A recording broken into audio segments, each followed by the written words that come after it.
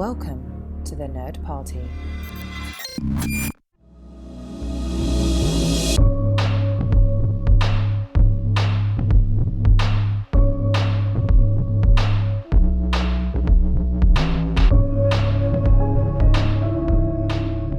Hello everybody at home and welcome to Houselights. Today we are talking about House of Dante. That's right, director Joe Dante and his last work in the 1980s, specifically 1989, The Burbs, starring Tom Hanks and Carrie Fisher, Bruce Stern, Corey Feldman, and Rick Ducommun and Wendy Shaw.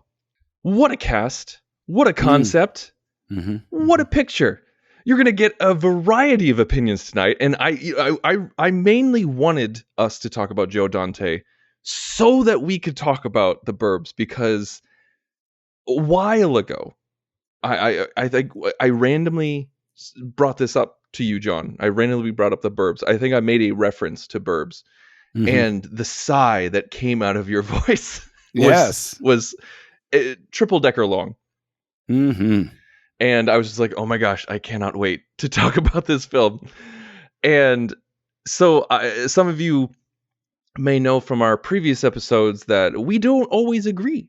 And those are some of our best episodes. And I think this is going to be one of those times. This is so good for you for downloading us and listening, because this is going to be a special event.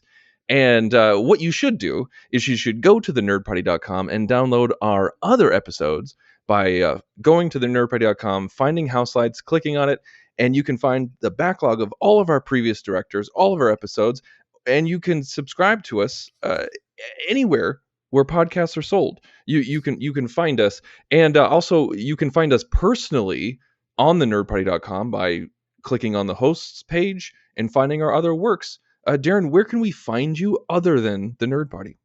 They can go to my website, drsci-fi.com, where I have posts and pictures of all my creations, links to, again, these podcasts, as well as my trips. Darren is a maker, and he makes amazing things. You should check it out. John? Oh, well, I mean, gosh, you can find me as Castle Junkie out there. Letterboxd probably is the most fun place. KESSELGUNKIE.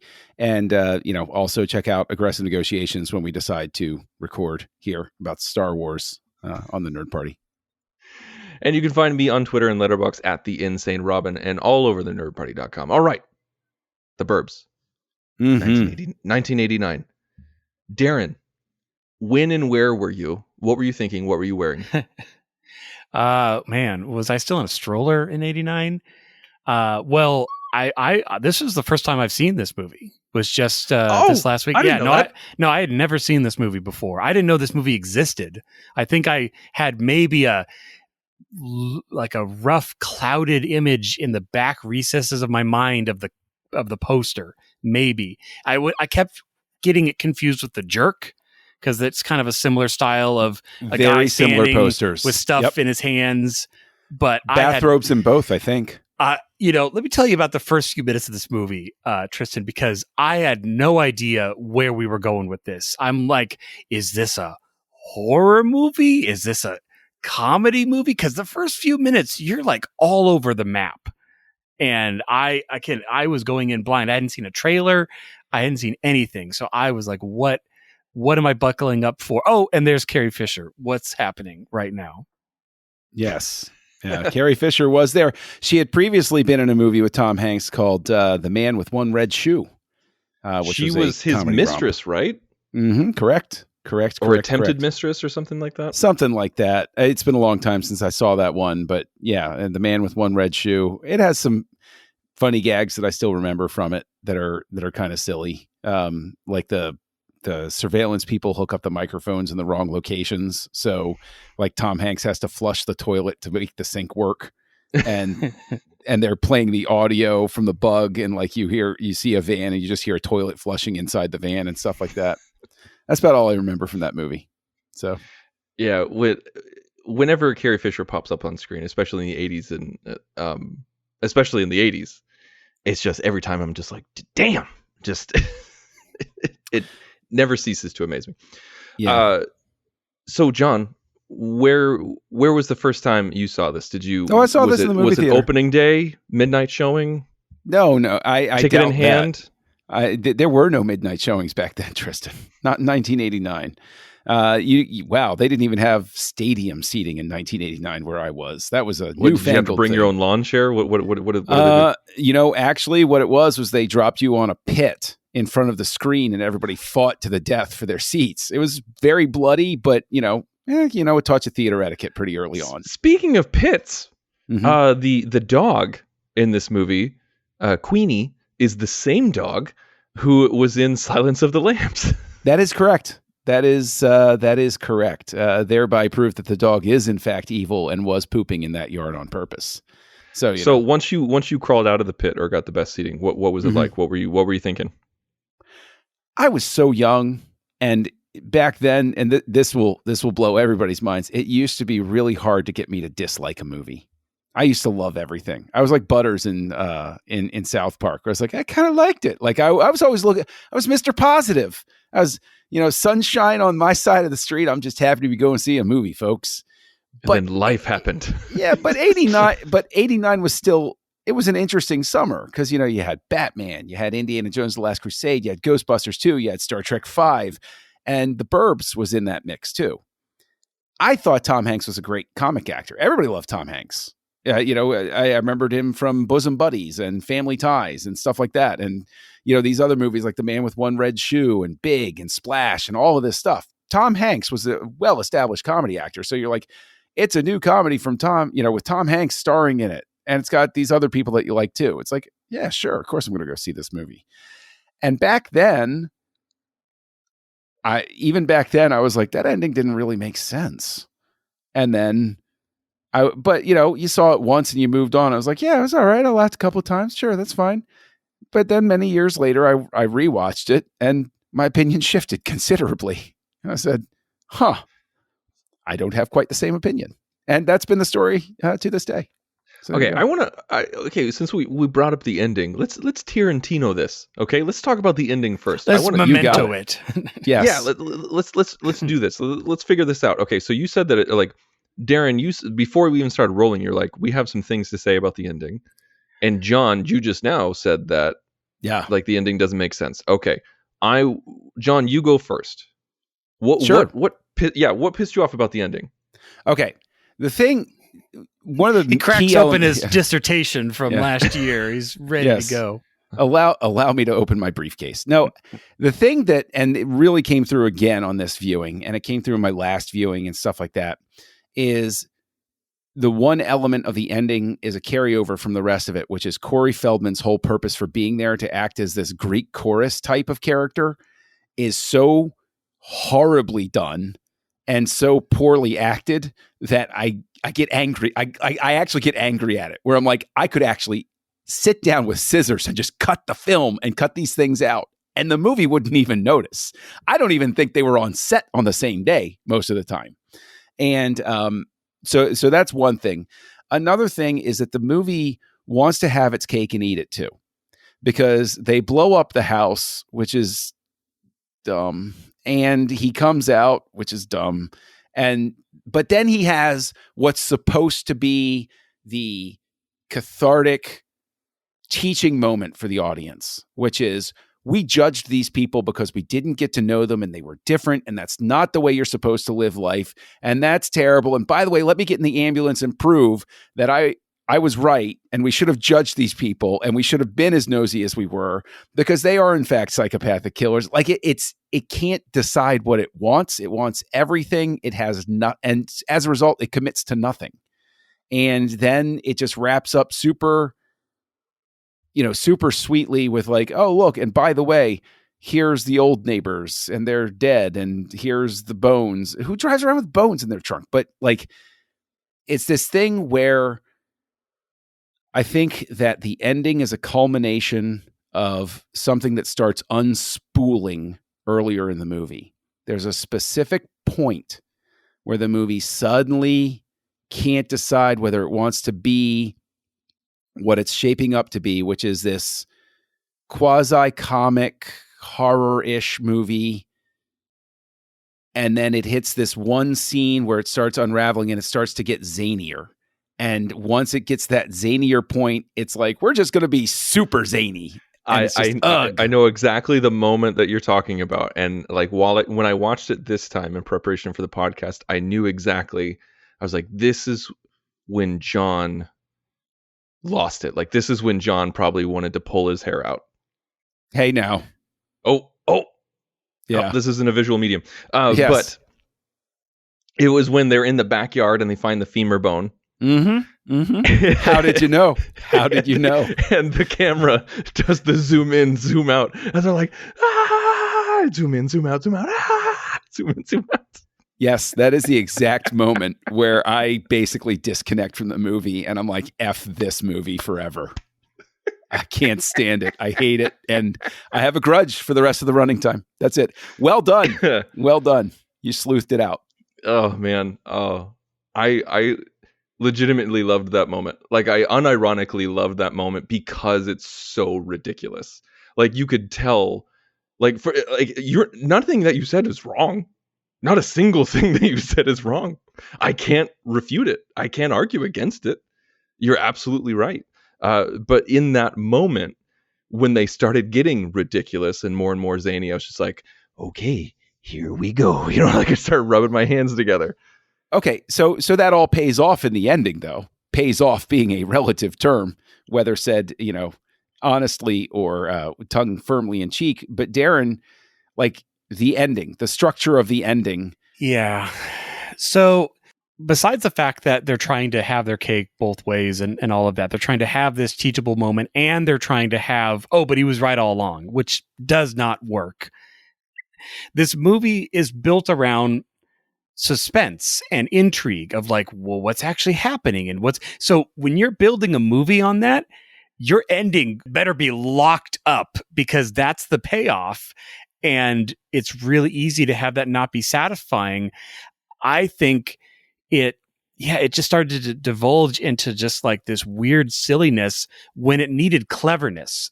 I would have loved if I personally, if I was doing the ending, I would have had it stay with it was all a misunderstanding, because that's actually funnier, because everything we're seeing as an audience is telling us that these people are psychopaths. Everything, all the cues, everything's weird, everything's off.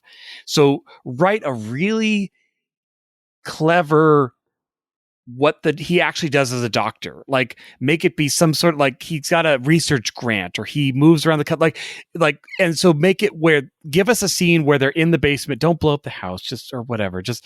But give us a scene where Tom Hanks is listing off, well, but you had this. And then he's just like, oh, because I do X. And it's like, oh, but you had this. And it's like, yeah, because I bring my work home with me sometimes. Or, but you have this. It's like, and then everything, give him like an obscene amount of things, like 8 things that he's just ticking off. And every single thing makes sense because it's a semi-obscure, you know, profession or whatever.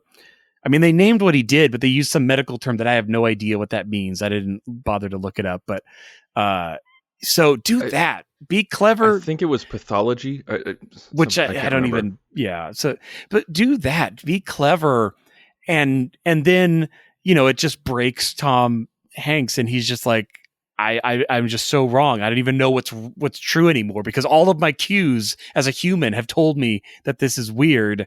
But you're right. Everything, and have it all hinge. I liked how they were trying to hinge it on when the old man shows up and he's not dead, but that's your climax of your movie. That's the uh-oh moment. You gotta punch that up. They kind of did it, but they needed to have, like, I would have had him show up and then almost literally walk over to the door, or have the guy on the radio not fall off the roof and be much more like telling what's going on. Like, honestly, I loved the quote unquote smart villains, because I love smart villains. I loved how they pulled up, saw the lights were on, backed up, and got the cops, because that's what you do. If people break into your house, that's really smart. Right. But overall, just and again, where the cop is like, dude, you broke into their house, blew it up. Like, he's not wrong. Tom Hanks is totally in the right. It doesn't matter that he's justified in the end.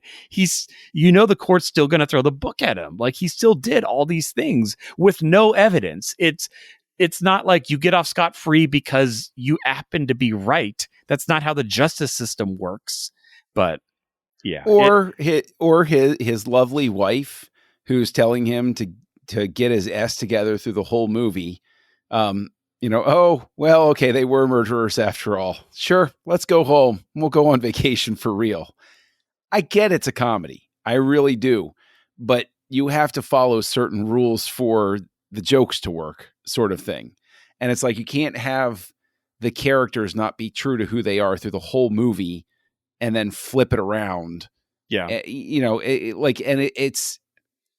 It's one characters of those not true to who they are. What do you mean? What do you mean by that? I'm talking about Carrie Fisher's character, the wife, Carol. She's on his case through the whole movie. Like, you're being a nut. Yeah. You and in the end, she's like, okay. Yeah. I guess we're all right now. And it's like, no. But the thing is, where could you possibly go? Because you've already spent every last ounce of goodwill you possibly have by having this mess of an ending. So you might as well just have Carol say, okay, sure, bygones be bygones. And I kind of took it as her giving up. Like, that's how I took it. Like, when all of this happened, let me talk. I'm letting you talk. He's just going to give you the stink eye while you talk. I know. It's just like you started to put your hand up. Do that little twisty thing you do when you want to talk. No, I was waving it to be dismissive, to be like, very on, go on, very well. How I took it was, like, she kept harping on him. Like, both Wendy Shaw's character and Carrie Fisher's character started harping on their husbands, saying, this is ridiculous. We can go figure this out. We'll go talk to them. We'll learn out more than a month of you snooping. And then Carrie Fisher leaves and then comes back and then sees that the house is destroyed. Her husband, I think, lost an eye, or was he just hurt? I'm not quite sure, but he blown up. He's probably going to get prosecuted. He needs to go to the hospital. To me, it was, and like all he can do is just talk about how she changed her hair. I took it as, there's nothing more I can say. Like, my life is kind of over. I saw it as much more of a sardonic performance from Carrie Fisher than a poorly written one. It was just kind of like, okay, honey, all right, I guess this is life now. Like, that's how I totally took it. I think we're going to have to agree to disagree on this one, to use a popular phrase. I think that they just didn't know what the hell to end with. So, I'm talking about just Carrie Fisher specifically. I'm not talking about the ending. I am too. I think that her reaction is a byproduct of the fact that they wrote themselves into a corner, or even filmed themselves into a corner, and just couldn't get out of it. And it was just like, how do we wrap it up? The only way that I can see the ending truly working the way that they wanted it to, because you guys brought up some really great points about having their cake and eating it too. You can't have it both ways. You can't have Tom Hanks give that monologue of, we're the weird ones, we're the ones throwing trash in the street and everything like that, and then have them actually be the villains. But have either of you seen Frank Capra's picture, Arsenic and Old Lace? Actually, I performed in the play many years ago. Hey, the movie is based Were on. you arsenic or lace? I was ampersand. So, no, I played Mortimer many, many moons ago. I know that play very well. So the basic premise for people who haven't seen it is, I'll just read IMDb's. Okay. A Brooklyn writer of books on the futility of marriage risks his reputation when he decides to tie the knot. Things get even more complicated when he learns on his wedding day that his beloved maiden aunts are habitual murderers. Mm-hmm. So the only way that I could think this could work is if they did a reversed Arsenic and Old Lace, where imagine Arsenic and Old Lace, but the crazy aunts are the normal ones, and Cary Grant's character is the habitual murderer. So hear me out. Okay. So you have this house, and in the Burbs, and you have the crazy brother, you have the crazy nephew, and you have the doctor. Make the doctor totally normal, not more normal than he's everybody's country doctor. Everybody knows him, Yes. everybody loves him, but his family is like off the wall weird. Absolutely. He has to constantly apologize for his brother and his nephew. He constantly, and like he's like, listen, they're from the old country. I got out earlier. I had to bring them over. This is the only house that they wanted to get. Like stuff like that. He's totally the straight man. And so this is like an X-Files episode where you're just like, wait, I'm sure he's the crazy one, but they keep proving it wrong that he's not the crazy one. Like, but then at the end, like have the uncle and the nephew be the innocent ones where they didn't know what was going on in the basement, but the doctor did. And so he was the crazy one, the doctor, the straight-laced one. So that way, that's the only way that I could see it where you can have your cake and eat it too, is where the foreign people who speak differently and look differently and act differently aren't the others. They're just not like you. They're not satanic just because they're different. Yeah. Yes. Yeah, that would have been that would have been a good movie.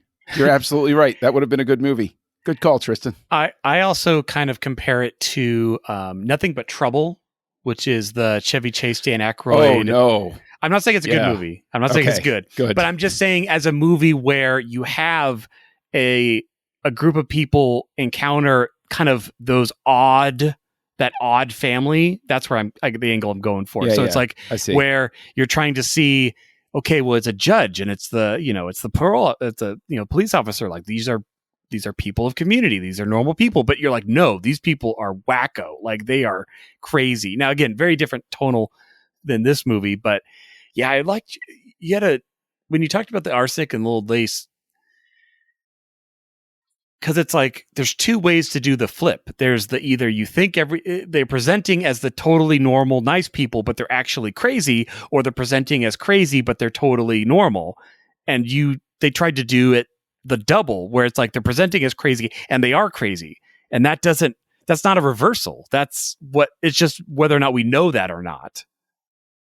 Well, I think that there's the thing is what you guys are talking about. Yes, you should have been in the writer's room. It would have made this a tremendously more enjoyable film. And I think that I really want to come back to the Corey Feldman thing, because I really want to beat that storyline up, like really stomp on it, because I liked your point of the fact that he probably was shot on other days that the other cast weren't there. Like they actually don't share a lot of screen time. There's not a lot of over the shoulder shots. No, from Corey Feldman. Like it's a one shot. It's a one shot. And I don't know.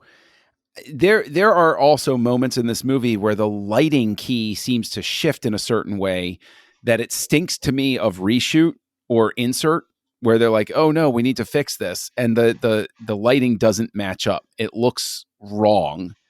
And, obviously, the cinematographer for Star Trek V was busy, releasing Star Trek V this summer. That's why Dante couldn't get back together with him. And why did we have that? However much they spent on it, like opening from Earth orbit down to the Burbs shot, like this is not the kind of movie to use that on. Like, but it brings me back to Star Trek V. That's the type of shot that was supposed to open the movie. Was Dante talking?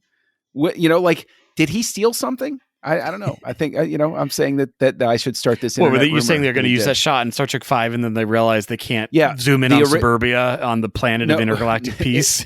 No, it wasn't Suburbia, but the original shot that Shatner wanted, and it was rejected because Paramount felt it was going to be too expensive, was the camera, Cybok laughing, and it goes up and it goes into space, and you were supposed to travel through space and then zoom in and come in on Earth and eventually land on Kirk climbing up El Capitan. So it's supposed to basically like go over Cybok's shoulder, literally travel fly the across camera space, across galaxy, and literally come down to Kirk climbing on the mountain. Very, very ambitious, big sort of thing. And Paramount said no. So for your opening shot. It's like, yes. Yeah. Paramount said no to a lot of things with Star Trek V. Extremely true. Extremely true. So with this movie, one thing that really put trouble with their production was this was being filmed right during during the 88 writer strike. Oh. So they could not rewrite anything. Like Dante couldn't do anything himself. Says a lot. That makes a like lot he of couldn't sense. he couldn't tweak anything, he couldn't add anything, except the actors could ad lib. And so that happened a lot.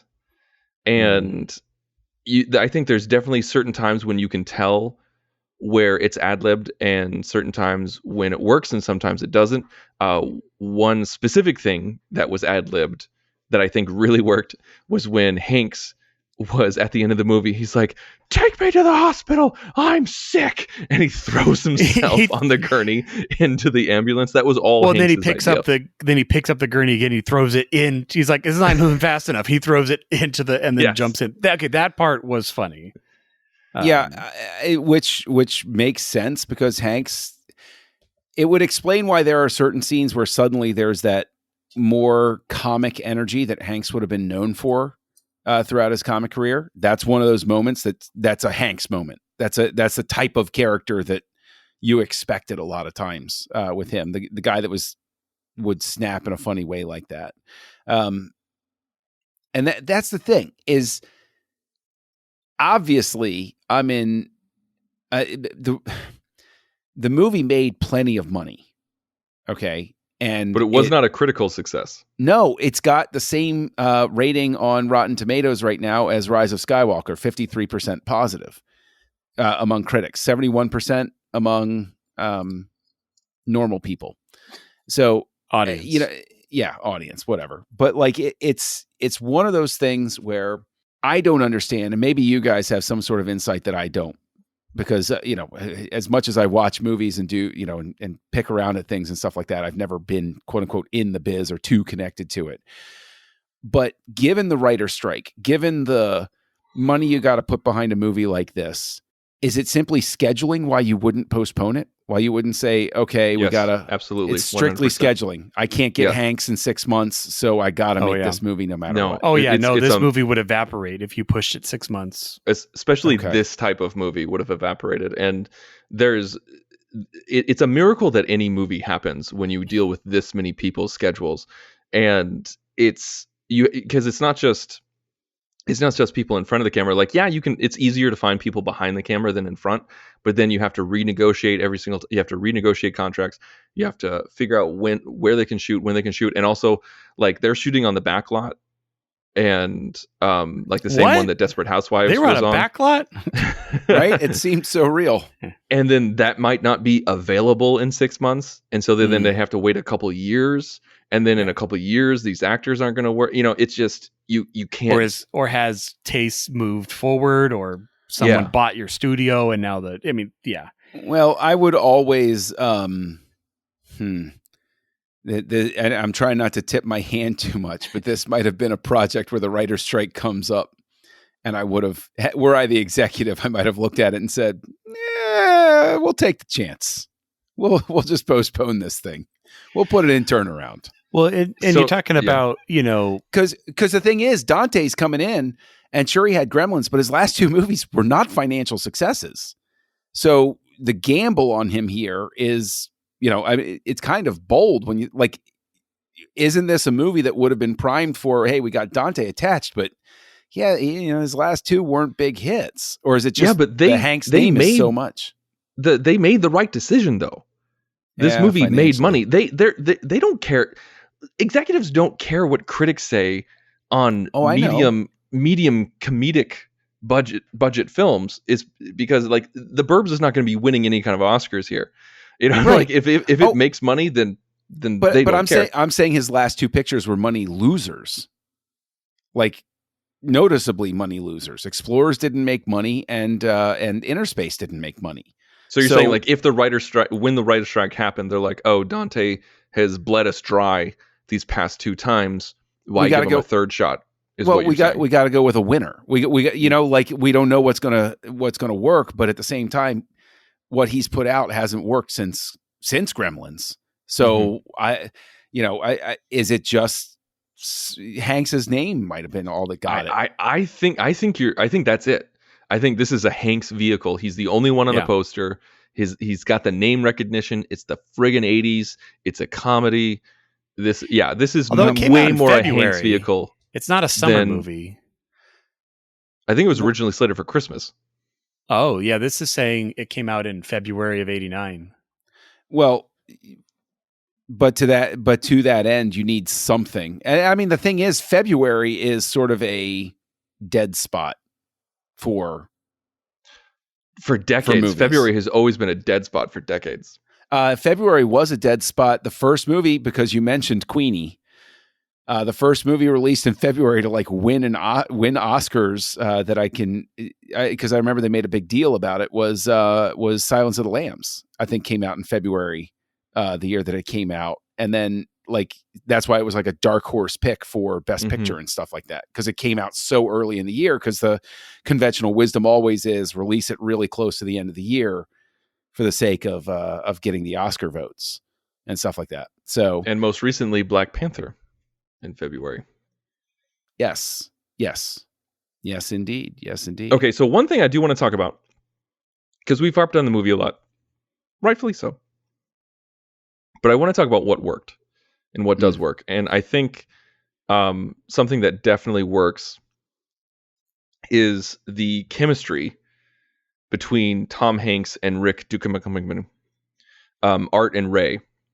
And okay, no, you're not even going to give me that one? Well, I guess I will say their chemistry worked. I wasn't as big a fan of Art, the character. I guess I kind of really lost it when he cut a live electrical wire and fell 50 feet onto the ground and didn't die. I'm like, he fell into a shed, man. It broke his fall. No, come on, that's he would have broken logic. A lot more than his fall. But I personally, what I would have done, and nothing against Rick, but I would have put Robert Picardo in that role. I was saddened that Robert Picardo went from the cowboy and to the garbage man, this tiny sliver of a role. I think he would have been hilarious. I cannot see Picardo in that role at all. I don't think Picardo is in that role. I won't blame. I think it's Ducommun, because and the thing is, I look at him and I always think, hey, it's the electrical guy from Die Hard. I can turn it off right here. I can just call it out. You can't turn off the grid for me. No, I can. I can just call it in right here. I always think about the helicopter guy from Hunt for Red October. Yeah. But I think he's fine. I think the script doesn't help him. And I think that some of the more improv-y feeling scenes don't help him. But when the movie is having its tonal confusion about how zany it wants to be, that seems more his lane. I think you meant to say when it kicks into gear. I think that's what you meant to say. Like with the zoom, like when it kicks into gear. I think this is another moment we'll use that agree to disagree phrase. Okay, we'll throw that in there just to undercut the tension in the room. But he's obviously more comfortable in there. The script doesn't do him any favors. The electrocution thing, that is definitely, the movie has fully committed to some zany moment. Like it's after the finding the femur thing, so it's like, this feels more in line with that has movie. Stuck with me. The electrocution thing has stuck with me because it's freaking hilarious. Like he blows off, he falls into the shed, he's smoking, his fingernails are black. Like he calls attention to all of these things. He's like, my fingernails are black. My feelings are hot. He's like, I did like when he pulled out a credit card and they're all fused together. That was funny. Yes. That's the funniest bit. Like that's the funniest tiny bit in the entire movie. Like I still think of that when my credit cards are stuck together, when I can't get them out of my wallet. That is the moment I think of. Yeah, I think that the chemistry is fine between them. Corey Feldman again. I just beat the dead horse on this one. Doesn't even belong in this movie. You really hey, don't. Dudes. Jeez. See, I guess the one thing I would have done besides recasting, Art is I kind of know his house was kind of across the street, but his wife was out. Like I never kind of knew where he was in the geography. I think it Yeah. would have been funny if his house was on the other side of the creepy house. So it's like, imagine best friends, but they're not next to each other, and they have the creepy house in between, and they have to kind of like, so they'll stand on the curb and kind of talk to each other, but they're like 80 feet away because Yeah. they can't, like, that's funny. Like that would is have funny. played into the dynamic more. Damn it, that is funny. But also to talk about the Robert Picardo thing, the trash men are a highlight in the movie. That's true. I do. I think that Miller and I'm Picardo helping. are. You asked me to help. Yeah, I think they're actually funny. I love the bit of the conversation that they pick up because Picardo is trying to get him to go to like some cultish meeting, that almost sounds like Scientology. Like crystals He's like, and seances. Yeah. I think Yes, you'd really yeah. benefit from this. And that was a thing in the 80s. And I thought those characters, to your point, Darren, those characters were being performed by two people who were making it effortless. Yeah. And they were just funny. Yeah. And Maybe that's why I want to bring Picardo into a bigger role. I think agree with you. Maybe he's not right for that specific one. I think you could make him the neighbor and like the pushing force, but it'd have to be radically different from the portrayal that we I would saw. have dropped Bruce Dern and put Picardo in that role. I thought about that too, and I still don't see him as like this ex-military type. He would have softened that role. Dern, somebody needed to rein Dern in. Yeah. Dern was not comic. He had the wrong energy in that movie. And it's the job of the director to say, hey, Bruce, play him like he was a desk clerk in Vietnam. Right. Who has a bit of an inflated. He didn't actually see time. Right. He's never actually used that rifle. Yeah.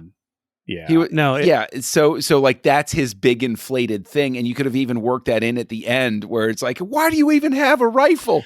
You weren't even trained for combat. You just stayed at a base, like that sort of thing. Well, and that's also, like I was saying, when I'm watching the beginning of this movie and I'm trying to figure out where it's going, that first night where you hear the strange sounds from the basement, and as soon as he steps over into their yard, it cuts. So I'm starting to think, like, is there something supernatural happening? Like, because that's kind of the vibes they're giving, because how else would that happen?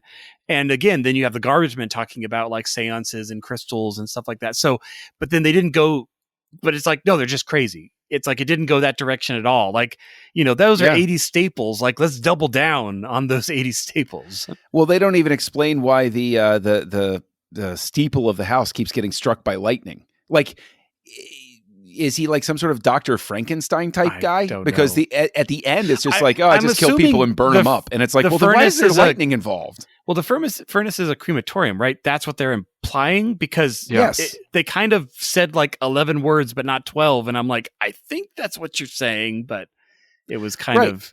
But why was the weird. lightning ever involved in it? Right? Ambiance.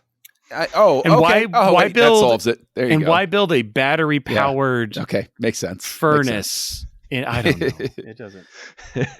Well, it's I think it's a movie where it's like, I think that probably what powered what has worn off over time is, I think that the movie has at its core, this is going to sound stupid, but I can't think of another way to phrase it. Like, it has good intentions. It's trying to be all of these clever and funny and also, maybe even a poignant thing at the end. And it's all it's trying to do is entertain you. And so it's like somebody getting up as a stand-up and they just suck at it. But you don't want to be too harsh on them because you're like, oh, I don't want to hurt his feelings. Okay. Clearly you've never gone to open mic night. Yeah, all the ones I went to were poetry ones, and I told people what I thought. So, what are you going to do?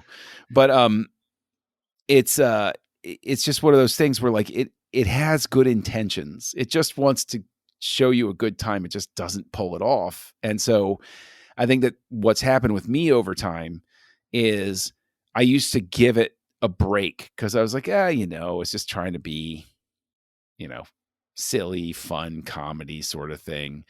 And then it's just, as I've returned to it, I mean, it's one of those things that just has never clicked. And I don't understand.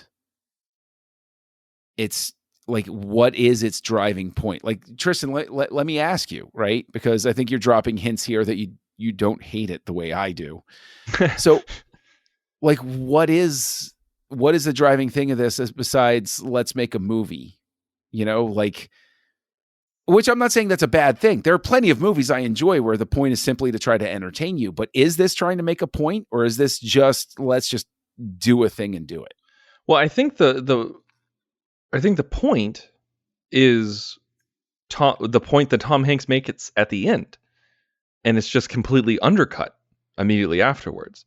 But that is the point of the film, is that when the others move in, the normies go crazy. And the point is like Tom Hanks saying, like, no, like we're the crazy ones. It's not just because they're different. They did nothing wrong. We're the ones sneaking into the house. We're the ones doing things that are crazy. We're the ones who are cutting power lines. We're the ones who are digging in the backyard, trying to find bones. I think that is absolutely the point. I mean, it's a common theme with suburbia. Like, so many people hate the idea of suburbia because they say it's all cookie cutter houses, manicured lawns, and just something sinister underneath. And it's not the people who are different who bring the sinister. It's the people who look exactly like you. It's like every single time they find a serial killer's, murdered victims, they interview the neighbors and like, well, he kept to himself. He was Yeah. always so normal. He's so polite. He always waved to me and got me my mail. It was always that. And I think that's what they're playing on, is that it's not the people you'd expect. It's the people who look just like you. That is the point, but then they undercut it at the last minute. Well, that's now, I think this is the wrong director. Mm-hmm. I think, I hate to sound cliche, and I know I might get some eye rolls from our listeners, but I try to imagine what this movie would look like if Tim Burton directed it. You know what's really interesting about you saying that is, I will pull, because this is the quote from Roger Ebert, pulled and put on the Wikipedia page, where it says, "The Burbs tries to position itself somewhere between Beetlejuice and the Twilight Zone, but it lacks the dementia of the first and the wicked intelligence of the second." Yeah. And yeah, I think you're hitting on it right there, where if you're going to have sort of wacky horror comedy sort of thing, Tim Burton is the guy you get. Unfortunately, he was busy with another project that was to come out that year. But Burton would have given you your commentary, and he would have slapped you in the face with it, but not nailed you over the head. And I think that's the thing, is that, like, if they could have gotten him before he was making Batman, this would have been, imagine 80s Burton on this project. Imagine the production design from 80s Burton on this. Yeah. That house would have been, I mean, I like the production design. Yeah. Like, it looked like it was in another biome. It's like the grass like died right at the line, and like the trees were all like, it had its own look. But yeah, it would have been even more with Burton. Well, you mentioned the Twilight Zone, and I was just looking up the name because I was trying to remember it. The Monsters Are Due on Maple Street is that classic 1960s Twilight where the aliens have the power to like turn on and turn off the lights of certain houses that they wish. And they basically do it at specific key times. And they just cause this uproar amongst the neighbors as they're like, well, maybe Joe's doing something because his house lights are on, but all ours are off. And it's basically, the commentary of look how little it takes to, turn us against each other when we just don't understand what's going on.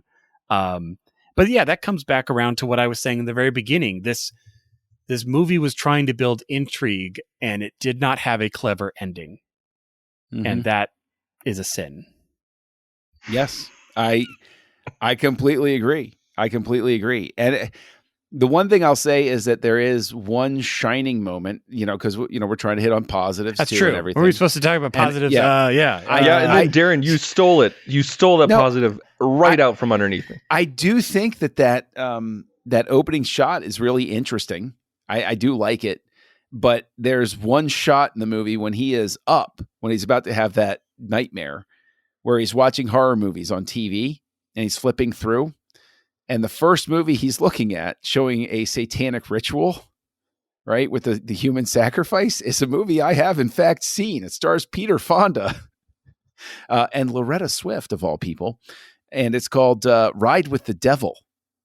And as much as I might kick the Burbs in the teeth, boy, I kick that movie in the teeth even more, because that movie is so awful that my child we watched it together for the first time, because it was one of those ones where it was like, you might also like for $3. And I'm like, yeah, maybe I would. And I watched it with her, and just remember, why did they even have the motorbikes? Was one of her questions at the end. Like, what was the point of even having the motorbikes? And I had to look at her and go, I don't know. I don't know why they had them. But now you have to watch that movie to know why. But that's a good pull right there, that they had Ride with the Devil sacrifice scene happening on TV in a PG movie, no less. In a PG movie, they blurred the nudity. I noticed that. Yeah. Okay. Yeah, they did. Well, she was in profile. Oh, anyway, doesn't matter. It was on One the TV. thing I want to mention is this is one of Seth MacFarlane's favorite movies. And Wendy Shaw, who's the voice of Francine in American Dad, said that this movie is the reason why she got the job of being Francine in American Dad, because Seth MacFarlane loves this movie so much and loves her so much. He said, please be Francine in my new show. And so this movie is the entire reason why we have her as Francine, and she is solid gold as Francine in American Well, Dad. then there you go. There's a positive that comes out of the Burbs. There you go. All right, you saved it right there. Maybe that might give the movie a whole other half star from me. One other thing that I want to mention before we wrap up and give our ratings, which is going to be awesome, is the son. Tom Hanks and Carrie Fisher's boy. Tom Hanks. Is he in the movie? Does he have a son in his movie? Yeah, that's the thing, is that like Tom Hanks vehemently said, my character should not have a son. There's no reason for him to be a father as well as a husband. Like, he should be a young husband to Carrie Fisher. He should be that kind of person who lives in the burbs. And you're just going to divide your time. And he also thought that like this is his first time playing a dad. And he didn't want to kind of have that snowball. And so that he couldn't go back and do other projects like, the comedies and the romantic comedies when he doesn't have a son. Because that's the thing, is that I'm noticing this now that I'm 35, where I'm seeing people who I grew up watching or who were younger than me. And I'm like, oh God, she's the mom now. Oh, geez. Yeah, you get past that. Yeah, it's just, and so Hanks knew that, like he understood that that's part of the business, but that role was so inconsequential that I don't like. That's the thing, Darren. It's just like, wait, did he have a son in this movie? Honestly, like I think when Carrie Fisher and the son leave, I'm like, who's this kid in the back of your car? Like I had forgotten that he had a son. It's very. You would think that the son would have interacted with Corey Feldman's character at some point. That the two would have known each other since they lived. They would have had street. Been on the set on the same day, which apparently never happened. So. Yeah, right. One thing I really did like about The Son, though, is that it was a great piece of cinematography and storytelling where so Art is in the house, he's eating all the food, he's talking like crazy. You can tell the IQ of this individual is not above 100, and so he's talking about the craziness that's going on with the neighbors, and he's sitting down, Art is sitting down, but then you have the son who walks up to him, and the son's eating something and Art is eating something, and they both chomp into their food, their individual food, at the same time as they're talking about how weird and exciting the neighbors are. And it shows you visually that Art is on the same level as this child. That's a good point. And so it gives you the expectations that you need moving forward to kind of adjust to this character. So I just wanted to point that out. That was his son didn't know to not put scissors in the electrical outlet as a child, because yes, Yeah. Yeah. All right. All right. Let's do this. Yeah. Let's do this. Mhm. Okay, Darren, I want to go with you first. Oh, What's your man. rating? How many black fingernails are you giving this picture? So it's weird. I don't hate the movie. It's just I had no idea it existed before, and I'll probably never watch it again in my life. And so I'm looking at some of my other rankings to see like where does it feel on that spectrum. And I'll just give it a 1. It's just You're saying I don't hate this movie, but I'm giving it 1 star. well, it's like what the heck do you give movies that you do hate? A 0. No. Yeah, it's just maybe it's just that cardinal sin of being an unsatisfying ending with major setup, like, and maybe it's a mix of like I said, trying to figure out what's the tone. Is this a horror movie? Is this a comedy movie? Is it a combination? Like, how are we introducing this? And I don't know. Also, way too many characters. Like, Yes. I think they needed to simplify it way down. I know you have the main trio of the 3 guys, but like, it felt like a lot. It should be a duo. They easily could have gotten rid of Bruce Dern and Wendy Shaw. Yeah. And or I also kind of wanted more of the old neighbor. Like, I felt like we're trying to introduce him so we care, but it wasn't enough. I didn't care that he disappeared. Like, they all seemed to hate him, and then all of a sudden they're like making it their life's mission to figure out where he went. I'm like, is there really nothing to do in the Burbs? Is that the commentary that these people have nothing better? Yeah, so it's just a forgettable movie. I don't think I'm going to quote anything from it. I don't think I'm going to remember much from it. And John and I had a secret, satanic pact to both give it 1s at the beginning of this discussion. So, but yeah, I guess, I don't know. I was looking at like Gremlins. I also gave it 2, or Weird Science, and I would say it's worse than either of those. Like, it's just, at least those were enjoyable.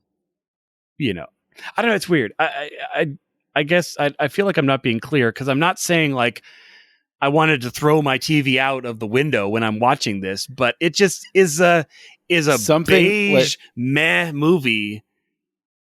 That something can suck without eliciting an anger reaction. That's true. Like, this is completely, just like there are movies where I can look at them and give them like a 4 or 5 and be like, yeah, but I'm never going to watch it again. I can just recognize that it's so artfully done, but this is just not what I like, sort of thing. So I think that's what you're getting at there, where it's I think so. You didn't want to take a hammer to anything, but at the same time, it was like, oh, for Pete's sake, this, you're never going to come back to this. You've seen the Burbs. No. You can say you saw the Burbs, and you're going to, you'll probably in 5 years, somebody will be like, did you ever see the Boobs? Like, yeah, I did. But like, no, I didn't. What? It was, I've never seen that movie. Wait a minute. Was that the one with Tom Hanks? Yeah, that was the one with Tom Hanks. They'd be like, oh, right. With the bad ending. Yeah. I saw that one. And I think of Tom Hanks, I think of like Money Pit. Like, I love Money Pit. That's a funny movie. Oh, once you own a house, Money Pit is extremely relatable. So real. Yeah. Oh, you guys are killing me right now. Yeah. You're absolutely friggin' killing me. All right, that's my 1. You guys are unironically saying, I enjoy the Money Pit. Yes. I do. I like the Money Pit. The Money Pit. It's a funny movie. Oh. We have stairs. When she opens the medicine cabinet, she's like, hey, John. Hey, dear. You're getting low on your pills. You better restock that. Yeah. Okay, thank you. Yeah. Yeah. Yeah. Anyway. Well, I quote this film. And I love it when Carrie Fisher's character is like, he can come out when he resembles the man that I married. And then Art goes, Carol, we don't have that kind of time. Uh-huh. All right, John, how many human femurs are you going to give this picture? Okay, so previously... Remember the pack, John. Oh, I know. Previously, I was still in a generous mood. I saw what I had rated it on Letterboxd when I revisited it, however many years ago. It was probably back during 2020 when I had a lot of time to watch movies. But I had rated it 1.5 stars back then. and my opinion has fallen since. Oh boy, it has fallen. I am going to stick to the pact and say 1 star because of the fact that I do laugh when Art gets electrocuted. But the thing is, for that 1 star for one laugh. well, I am extreme. I love slapsticky type of stuff. So Hanks's flip out, even though the ending undercuts itself.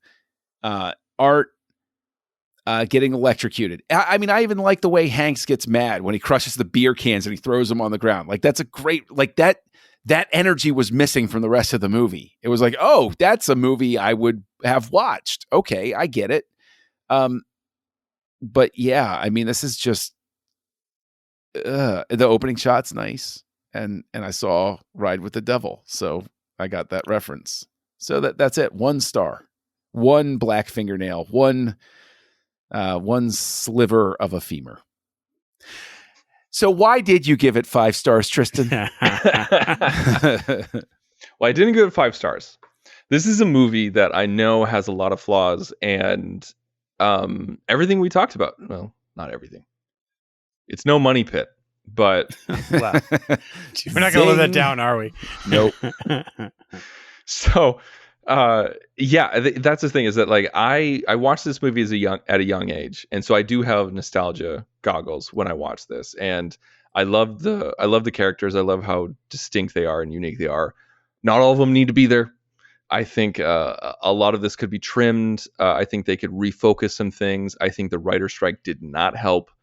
I feel like if they used Carrie Fisher as a script doctor, if it wasn't for the writer's strike, that would have helped a lot. I think she would have given some new life into the film. But this is a cult classic for a reason. And that's the beauty of cult classic. Like, no. Don't give me those eyebrows, John. This is a cult classic. This is legitimately a cult classic. This is a movie that is beloved by many, many people. Even though it wasn't critically acclaimed when it came out, it was a financial success, which means it had its audience once and it found it again when it came to home video.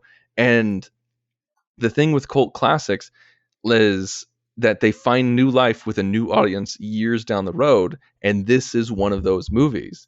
It's because it's so crazy. It's because it gets zany. It's because it has genre confusion at the beginning, but then transitions into something else. It's because it's dark and weird, and it shows the underbelly of suburbia, and it deals with a furnace, and bones are sticking out and popping out, and it has the zoom in and out like and electrocution of black fingernails and everything like that. And so I give this film a solid 3 stars because I was smiling ear to ear while I was watching this. This movie gives me so much joy because it's ridiculous.